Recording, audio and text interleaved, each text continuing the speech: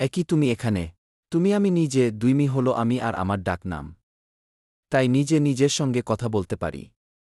আপনি কি তুমি হয়েছেন যদি নিজেকে প্রশ্ন করেন তবে দেখবেন আপনার ও দুটি নাম যেমন রাম ও শ্যাম। একটি মা বাবার দেওয়া, একটি জনগণের।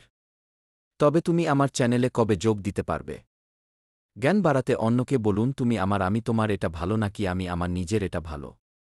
অবশ্যই কমেন্ট, শেয়ার, সাবস্ক্রাইব করতে ভুলবেন না।